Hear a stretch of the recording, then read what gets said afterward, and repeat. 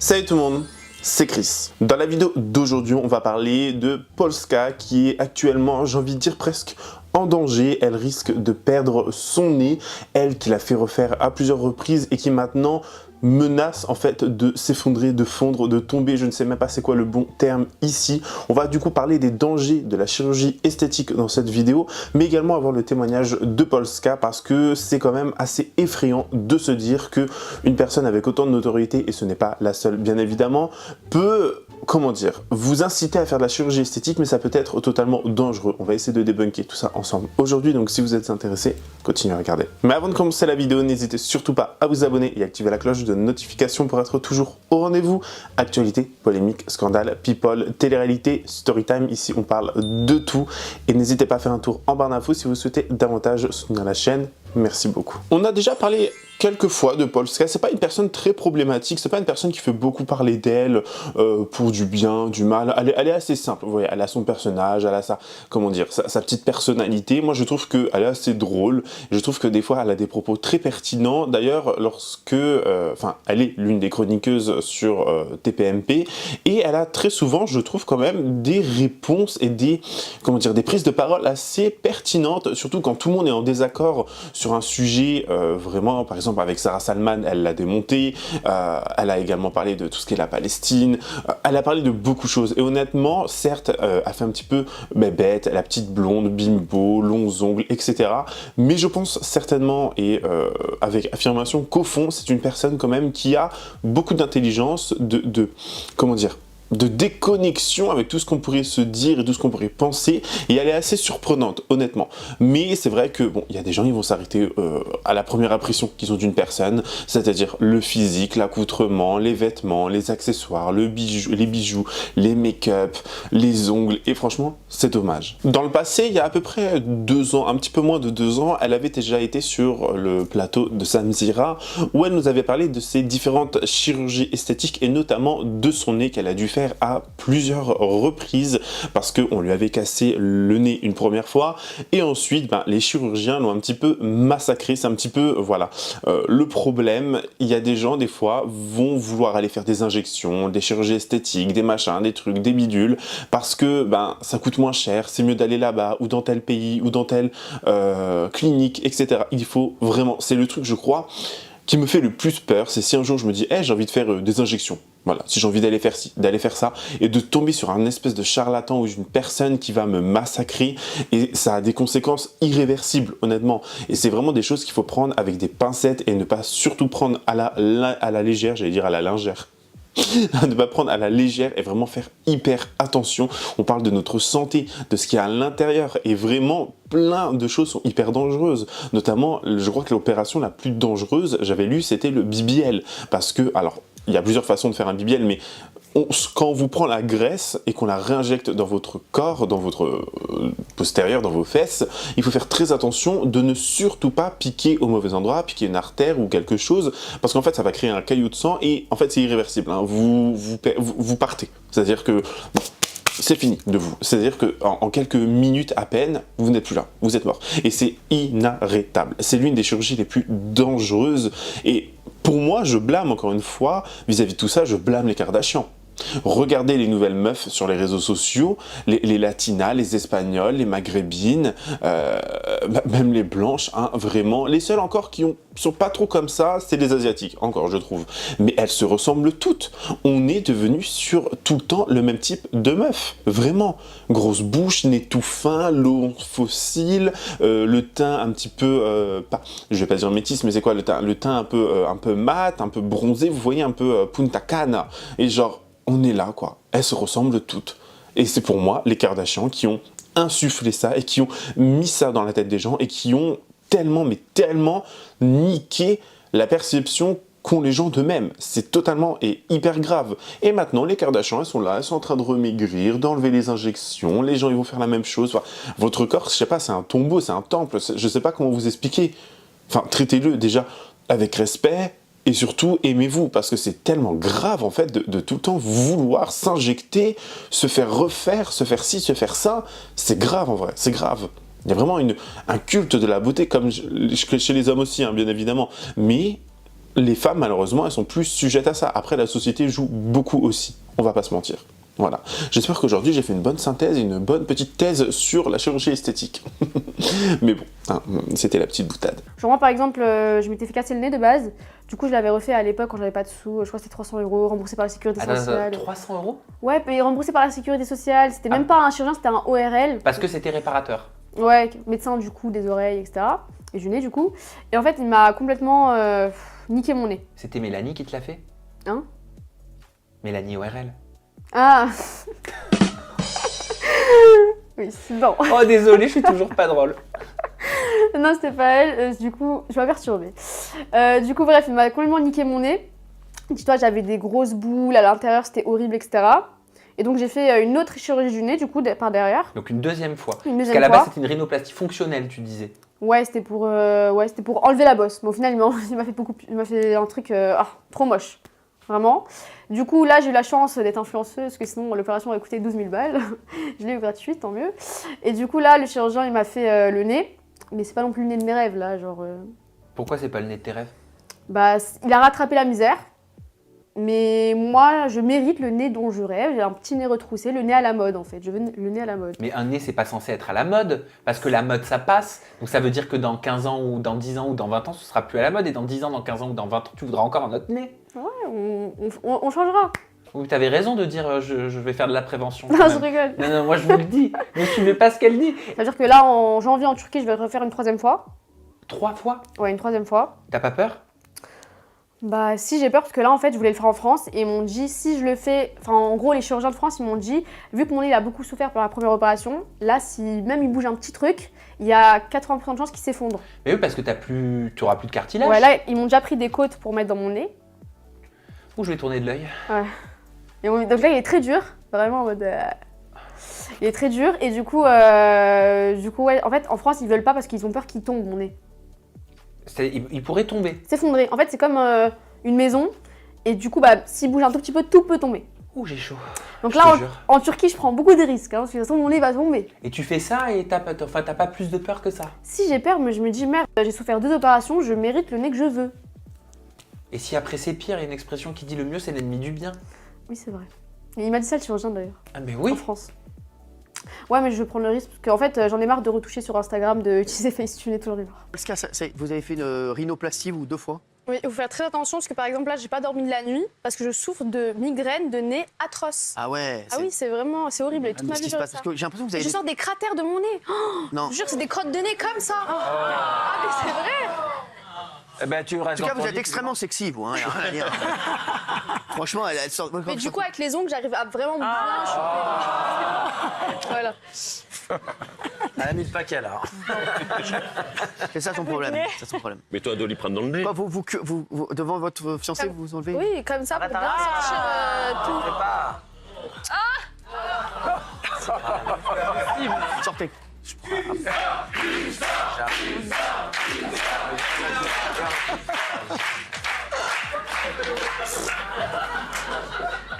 Elle a pas mis de bas? Si, mais c'est minimaliste. C'est très. C'est minimaliste, ah ouais. C'est une ceinture. Hein, Non mais sérieux.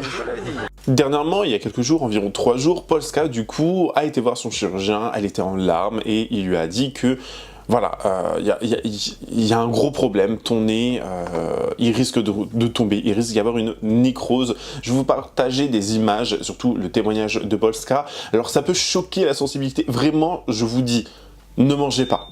Ne mangez surtout rien. Je préfère voilà, vous faire le petit disclaimer maintenant avant que la vidéo ne commence, mais ne mangez rien. Parce qu'il y a des choses ignobles, genre j'y repense, et moi j'ai regardé quand j'étais en train de manger, hier midi.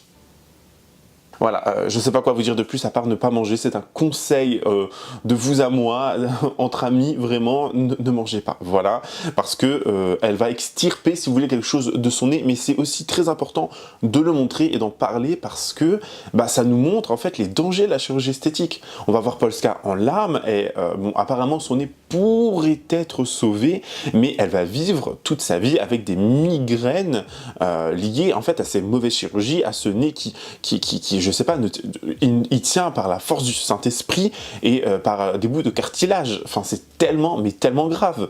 On en est là, cartilage, os, je n'en sais rien, mais elle a été charcutée, la pauvre. Et ça me fait beaucoup de peine pour elle, vraiment. Je vous invite à regarder ce qu'elle a à dire, son petit témoignage également, mais faites très attention, hein, ne mangez pas, encore une fois, posez tout ce que vous avez à manger, voilà. Et après, reprenez si vous voulez, bref.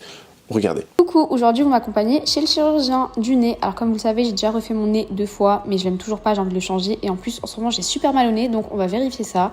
Alors déjà, si vous avez rendez-vous et que la vue c'est ça, faites très attention, l'addition va être salée.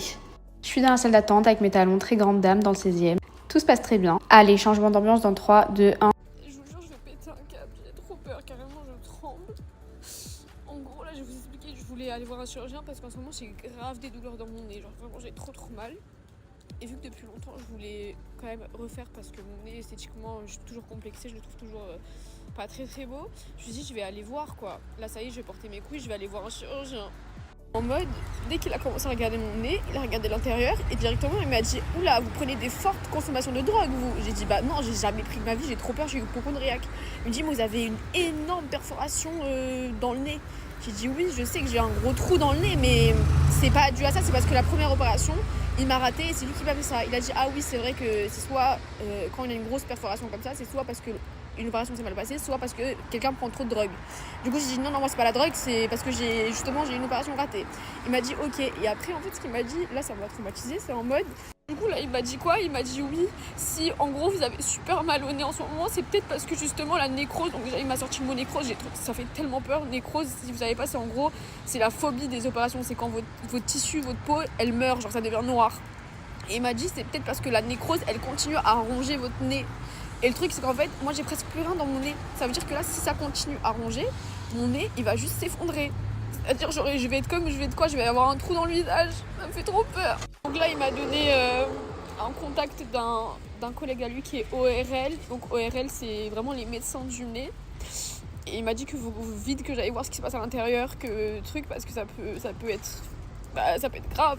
Expliquer aussi que là en fait mon nez je vais avoir des douleurs à vie, que ça va rien changer parce qu'il y a des nerfs qui ont été touchés, donc du coup mes douleurs atroces, et quand je dis atroces c'est vraiment des fois la nuit je me réveille, je dois prendre plein de Doliprane et tout, j'ai trop mal, ça va être à vie. J'ai un putain de trou dans le nez qui m'empêche de bien respirer, je respire super mal depuis des années et en plus mon nez peut s'effondrer, tout ça à cause du premier chirurgien qui m'a fait n'importe quoi, alors que moi de base j'avais juste le nez cassé, c'est-à-dire j'avais juste une bosse, c'est une opération super simple à faire et il a tout raté, il m'a baisé ma vie. Et là ça veut dire que là je dois vraiment accepter ma gueule pour toute ma vie, alors que j'aime pas ma gueule, j'aime pas mon nez, mais j'ai pas le choix parce que si je touche encore à quelque chose, il m'a dit la seule chose qui peut me toucher à la limite c'est mes narines, si je veux faire des narines plus petites, ça je peux faire, mais le reste je peux pas faire. J'ai pas dormi de la nuit entière, je suis très stressée. Là je vais à mon deuxième rendez-vous avec le spécialiste et je vais tout vous débriefer après. Ok, alors je vais vous raconter comment ça s'est passé avec le médecin spécialiste. Donc la grande question c'est est-ce que je vais perdre mon nez ou pas? Donc pour le savoir, écoutez la suite. Déjà j'étais très contente d'un point, c'est que j'étais très paniquée. Et le médecin était extrêmement gentil. Parce qu'il y a des médecins, ils sont vraiment pas gentils. Genre, ils ont pas la patience. Moi, je suis quelqu'un, je panique beaucoup. Et quand je panique, il y a des médecins, ils me regardent, ils font mais vous faites quoi là? C'est quoi votre cinéma? Genre, calmez-vous et tout. Genre, ils sont vraiment méchants. Et lui, pour le coup, était vraiment très gentil. Donc, ça, c'était bien. Bref, du coup, il a commencé par regarder mon nez de l'extérieur. Ensuite, il a regardé à l'intérieur, mais il voyait pas assez bien. Du coup, il a pris une petite caméra qui est sur un long câble. Il me l'a enfoncé, mais vraiment loin. Genre, ah là, c'était un test Covid x10. Bon, le médecin était très gentil, mais il a pas à se mettre aussi profondément dans les gens, genre. Et une fois qu'il a bien regardé, donc il parlait pas, il faisait genre il regardait comme ça. Moi j'étais tellement stressée, j'étais en mode alors, parce que je lui ai dit votre collègue d'hier, le chirurgien, il m'a expliqué que j'avais une nécrose à l'intérieur de mon nez, donc qui a fait un trou énorme. Et si j'ai des douleurs atroces à mon nez, c'est peut-être parce que possiblement la nécrose elle continue à ronger le nez quoi. Et là il m'a regardé, il m'a dit bah non c'est pas possible que la nécrose continue à ronger votre nez. Et j'ai dit mais pourquoi? Il a dit parce qu'il n'y a plus rien à ronger, il a déjà tout rongé, tout ce qu'il pouvait ronger, il a rongé. Donc j'étais en mode ah, ça veut dire que j'ai presque plus de nez à l'intérieur. Il a dit oui, il y a presque plus rien à l'intérieur. Moi vraiment ce qui m'a choquée, c'est que je savais que j'avais un trou à l'intérieur à cause de ma première chirurgie qui a été faite par un chirurgien qui a fait n'importe quoi, mais je pensais que c'était un trou qui était dû au fait qu'il a fait un trou avec un instrument, genre avec un instrument de chirurgie. Je pensais que c'était ça. Je savais pas que c'était un trou qui était dû à une nécrose. Parce que le mot nécrose, il fait super peur. Pour ceux qui ne le connaissent pas, c'est super grave. On peut mourir de la nécrose. En gros, la nécrose, c'est quand il y a des tissus de ton corps qui meurent. En gros, par exemple, si tu as une nécrose au doigt, ton doigt il est tout noir, il n'y a plus de circulation sanguine, il faut le couper. Si tu as une nécrose au pied, il faut couper le pied. Alors, vraiment, c'est quelque chose de très très grave. Genre, les gens qui font la chirurgie esthétique, ils veulent pas entendre le mot nécrose. Genre, vraiment pas. Donc ça m'a vraiment choquée. Du coup, je lui ai demandé, est-ce que là, même si la nécrose, elle a déjà grignoté tout ce qu'elle avait à grignoter, elle a été gourmande, est-ce que je risque quand même quelque chose? Est-ce que mon nez peut quand même s'effondrer dans le futur? Enfin, qu'est-ce qu'il y a, genre? Et il m'a dit que normalement non, parce que mon deuxième chirurgien, qui m'a greffé un bout de côte pour le mettre ici, je pense que vous pouvez le voir, c'est le petit rond là, c'est ça, c'est un bout de côte. Et bah grâce à ça, ça maintient vraiment mon nez. Donc merci à ce chirurgien. Et il m'a aussi expliqué que vu que j'ai un trou énorme dans mon nez, que j'ai presque plus rien, et ben mon nez en fait il sait plus comment agir, genre il fonctionne plus comme un nez normal. Quand je respire, l'air il passe n'importe comment partout. Et du coup c'est pour ça que j'ai des cratères énormes qui sortent de mon nez. Parce qu'en fait c'est un mélange de crotte de nez et de croûte. Désolée pour l'animal que je vais sortir, voilà. Oups, c'est pas très glamour. Mais voilà, moi je vous montre le vrai côté de la chirurgie, ok? Regardez, c'est ça que je sortais de mon nez tous les fucking jours. Bref, du coup, en solution, ce qu'il a fait, c'est qu'il m'a prescrit plein de gouttes d'huile à mettre dans le nez pour adoucir un peu, pour calmer la chose. Parce que là, il m'a dit, en gros, mon nez, il est en mode... je me fais agresser de partout, je comprends pas, genre. Du coup, il faut un petit peu apaiser les choses. Et il va aussi me faire une radio du nez, parce que pour vérifier si l'os n'a pas été touché par la nécrose et pour voir un peu si j'ai pas autre chose, vu que j'ai des douleurs atroces à mon nez, genre vraiment, je dois prendre des Doliprane tout le temps. Donc voilà. Et je dois revenir chez lui tous les 6 mois pour vérifier si tout va bien. Mais je suis dégoûtée parce qu'il m'a formellement interdit de toucher à mon nez. Il m'a dit là vraiment pendant des années je ne touche pas. Je suis dégoûtée. Moi je n'aime pas mon nez, j'ai envie de le changer. Mais finalement en fait quand j'y repense, hier j'ai pas dormi de la nuit. J'étais en PLS, j'étais vraiment pas bien, j'étais en panique. Parce que je m'imaginais déjà sans nez avec des problèmes de santé hyper graves. Et en fait, pendant toute cette panique, je me regardais dans la glace et je me disais mon nez il est pas si moche que ça en fait. Et finalement, tout ça là, ça m'a un petit peu permis quand même d'accepter mon nez, parce que je me dis, il vaut mieux avoir ça que rien du tout en fait. Je suis quand même très apaisée parce que je me sors pas si mal que ça finalement. Et je pense que je vais enfin entamer des procédures contre le premier chirurgien qui m'a fait n'importe quoi, parce que j'ai plus envie qu'il exerce, parce que moi il m'a clairement gâché mon nez, il m'a fait des problèmes à vie. Et je sais que je suis pas la seule, parce qu'un jour j'ai fait une story. J'ai pas dit clairement son nom parce que je voulais pas de problème, mais j'ai fait comprendre que. Et j'ai eu plein de témoignages, j'ai eu au moins 6-7 personnes qui m'ont envoyé avec des photos à l'appui, qui ont eu la même chose que moi, sauf que eux les pauvres, ils n'ont pas pu se permettre de faire une chirurgie reconstructrice comme moi. Parce que moi, de base, une chirurgie reconstructrice comme j'ai eu, ça coûte 12 000 €. Donc moi j'ai eu la chance de la faire en partenariat, j'ai dû payer 2 000 €, mais eux ils n'ont pas cette chance là. Du coup j'ai pas envie qu'ils continuent à gâcher des vies, donc je pense que je vais porter plainte très très vite. Parce que pour ceux qui l'ont oublié, ça c'est un nez reconstruit. Donc même si je suis un peu compliquée, je le trouve pas non plus incroyable, par rapport au nez que m'a fait le premier chirurgien, franchement c'est de la folie.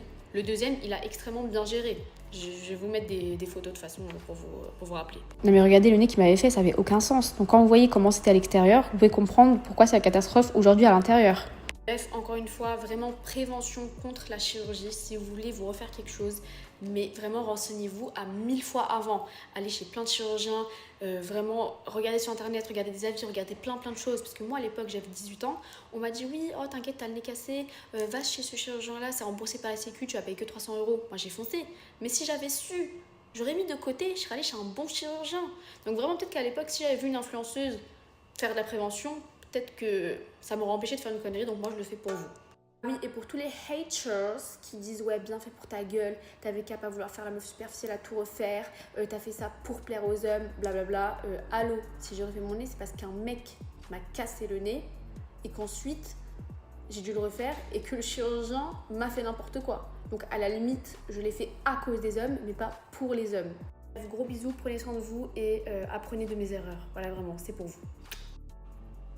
Là où aussi c'est aussi important de tirer la sonnette d'alarme, c'est juste avant je vous ai parlé des BBL, s'ils étaient mal en quelque sorte effectués, mal injectés, ça pouvait avoir des conséquences très graves. Bien évidemment, il n'y a pas que les BBL, il y a également toutes les injections acide hyaluronique, Botox et j'en passe. Il faut savoir que alors le Botox, il me semble que c'est comme une espèce de j'ai pas envie de dire le mauvais terme, mais comme une espèce de poison qui va vraiment bloquer les muscles. Il va les faire en sorte qu'ils sont bloqués, ils ne bougent plus. Voilà. Donc c'est pour ça qu'on met le botox dans le front, pour éviter d'avoir les rides, bouger le front tout le temps, etc. L'acide hyaluronique, c'est pour donner du volume. Dites-moi si je me trompe, mais voilà, pour que vous compreniez un peu mieux. Donc voilà, c'est pas tout le temps on fait du botox, c'est pas tout le temps on fait de l'acide hyaluronique. Tout simplement. Acide hyaluronique, lèvres. Voilà. Mais si on injecte mal, il faut savoir qu'on a des artères partout dans le visage, des veines, des artères, etc.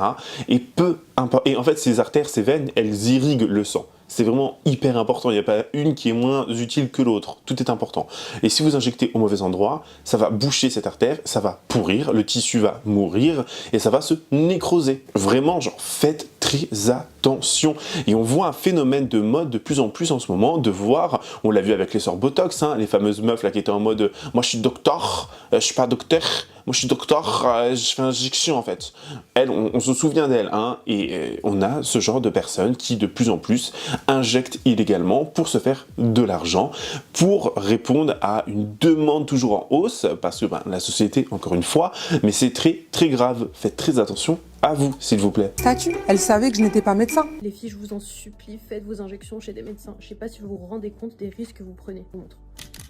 Il y a une artère ici, qui s'appelle l'artère faciale, qui va donner toutes les branches qui vont vasculariser le nez. Et là, vous avez une autre branche qui va vasculariser les lèvres supérieures. Ici, encore vers le nez. Donc cette artère faciale, c'est la branche principale, mais il faut savoir qu'elle s'anastomose avec toutes les autres petites branches. Celle qui vascularise la lèvre du haut, celle qui vascularise le nez, et dans la petite artère qui va vasculariser votre rétine. Si vous allez voir un docteur et pas un docteur, et qu'il injecte ici vos Russian Lips, et qu'au lieu de piquer correctement dans la lèvre, il se trompe, et il se trouve qu'il injecte ici au niveau de l'artère. L'acide hyaluronique qui maintenant, dans la circulation artérielle, il va venir soit boucher cette petite partie-là, donc il y a votre lèvre qui va mourir, ça va faire une nécrose, hein, ça va être tout noir, vous allez perdre votre lèvre. Ou alors, ça va se balader, ça va aller un petit peu plus loin, et puis ça peut boucher à ce niveau-là. Et si ça bouche à ce niveau-là, bah, vous perdez tout votre nez. Ou alors, ça va aller encore plus en profondeur. Là, l'artère faciale, elle communique avec l'artère centrale de la rétine. Et donc, si ça va se boucher à ce niveau-là, et bah, vous pouvez perdre votre œil. Je sais pas si vous êtes d'accord, mais je trouve que c'est un peu cher payé pour des lèvres pulpeuses à moins 50%. Bien sûr, personne n'est à l'abri d'une complication, mais le médecin saura la reconnaître et la traiter en temps et en heure pour éviter des conséquences dramatiques à long terme. Une autre personne qui nous avait parlé de son nez et qui était littéralement, enfin qui avait littéralement fondu, c'est Jade. Alors c'est l'une des anciennes amies de Libellule, on avait parlé très brièvement d'elle l'année dernière, très rapidement, ou il y a 2 ans. Je crois que c'était il y a 2 ans à peu près, voilà, il y a à peu près 2 ans maintenant, et elle va nous expliquer, alors elle avait été invitée chez Bastos et elle nous explique que c'était à cause des substances qu'elle prenait, des consommations excessives de substances, la farine si vous voulez, et alors je suppose que c'est ça bien évidemment, mais ça a des effets aussi très très dangereux. Alors est-ce que c'est parce qu'elle aussi avait fait refaire son nez avant, ou est-ce que c'était son nez naturel et du coup c'était à force d'en prendre, enfin vous voyez, il y a plein de façons en fait de se détruire, même si c'est pas forcément au début avec la chirurgie. Cette personne a dû subir des chirurgies. Elle a dû subir, comment dire, on lui a remis des os de la mâchoire dans le nez, du cartilage, enfin plein de...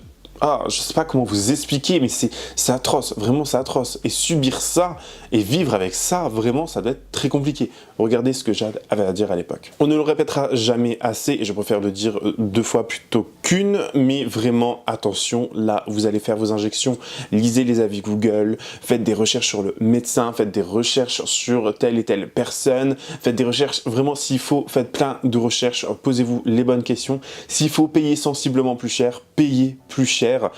On parle quand même de votre santé et on est à l'abri de rien. C'est pas parce que vous avez fait des injections à 5, 10 reprises qu'il ne s'est jamais rien passé, vous vous dites bon ça arrive qu'aux autres, ça peut vous arriver à vous aussi. Enfin c'est quand même affolant encore une fois en 2025 maintenant de devoir répéter ce genre de choses. Ne soyez pas naïfs, naïves, ne soyez pas stupides, faites très attention, on parle de votre santé et il y a des trucs qui sont irréversibles. Il y a des gens, mais j'ai vu des images, des trucs, je veux même pas vous le décrire tellement je trouve que c'est affreux, vraiment. Donc faites attention à vous, faites attention à votre santé. Certes, c'est beau d'avoir des grosses lèvres, de ressembler à toutes les meufs d'Instagram, et malheureusement Instagram a insufflé également beaucoup de mal-être chez beaucoup de personnes, mais ne tombez pas dans ce piège, aimez-vous comme vous êtes. Il y a toujours un moyen de faire en sorte que, rien qu'avec le make-up, hein, de faire en sorte que vos lèvres soient un peu plus pulpeuses, un peu plus grandes, etc. Vraiment, faites attention à vous. Il y a toujours des alternatives, il y a toujours des solutions autres que se faire piquer. Après, j'ai bien envie de faire des injections aux lèvres, moi, en ce moment. Non, c'est une blague. Enfin, quoique, je sais pas. Bref, c'est pas ça le sujet de la vidéo, faites attention à vous. En tout cas, c'est la fin de cette vidéo, j'espère qu'elle vous aura plu. N'hésitez pas à me dire ce que vous en avez pensé en commentaire, me donner votre avis le plus sincère, bien évidemment, avec courtoisie et respect. N'hésitez pas à vous abonner et activer la cloche de notification pour être toujours au rendez-vous. Lâchez votre meilleur pouce bleu et me rejoindre sur les différents réseaux sociaux. Sinon, moi, je vous fais plein de gros bisous. Je vous dis à la prochaine. Prenez soin de vous. Bye, guys.